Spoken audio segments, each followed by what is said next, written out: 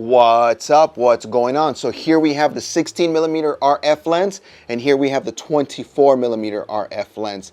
The 24mm is around $550. The 16mm is around $250. The 24mm aperture is 1.8, much better than 2.8, where the 16mm is 2.8. When it comes to image stabilization, the 24mm has image stabilization built in. The 16mm does not. Also, the 24mm is an actual macro lens.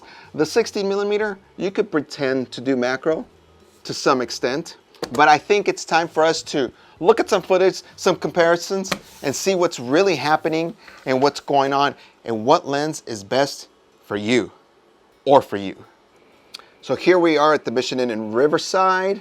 As you can see, this is the distance that I am to the building with both lenses, the 24 and the 16, and the 16's on the left, 24 is on the right. 24 not as wide as the 16, and right here we begin to pan and you see the difference. On the 24mm, look at the distance between the building and like how much ground there is. Like look at the floor right here on the 24. We probably have like an inch, give or take. Right? And at the top, it's already cutting off the top, where the 16mm, we have a lot more of the floor, and we're cutting a little bit of the, not really. I could have centered it better, but you could see the difference. Like the difference is there. 16 is just wider. That's phenomenal. Here's another setup right here, where we have the statue in front of us. Now right here you can see the difference on how much wider the 16mm is compared to the 24. And not only that, they're both at 30th of a second, they're both at 800th ISO, but the 16mm is 2.8, that's as low as it can go, where the 24mm is at 1.8. And you could tell the difference in brightness. 2.8, 16mm, 1.8, 24mm. So yeah, there's the difference. Here we are in front of a art gallery, I think, or a museum. That's the setup, 16 and 24. 16 is wider, but also darker, where the 24 is more properly exposed, but we have to step further back in order to get the entire building. The 60mm, it's better when it comes to being wide. The 24mm is better when it comes to low light. So in this one, what I tried doing, I tried matching the exposure. So the 16mm is 2.8, the 24mm is 1.8. They're both 30th of a second.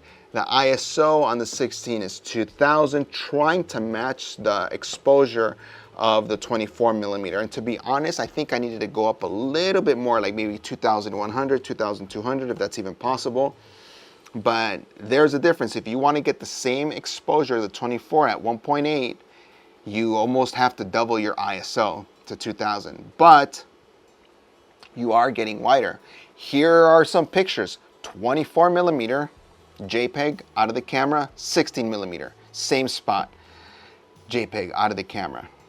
Cool, cool, cool. Here's another setup where the camera is probably like 8 feet or so away from the glass.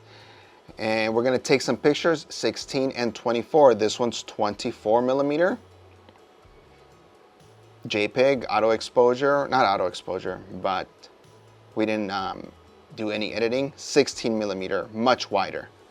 Now for the image stabilization test. So both of them have IBIS on. You cannot turn off the camera's IBIS, but the 24mm does have image stabilization built into it. So look at the difference. There it is. The 24 is somewhat more stable, obviously. We're walking. Look at that. Look at the difference. Digital stabilization is turned off on both of them. The only thing that's turned on is IBIS on both of them. You can't turn that off. And the image stabilization on the 24mm lens. Now this section right here is digital stabilization maxed out on both of them. So this is what the 16 would look like if you were to max out its digital stabilization.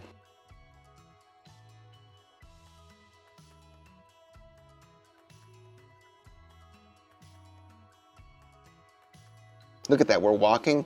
It's a lot more stable.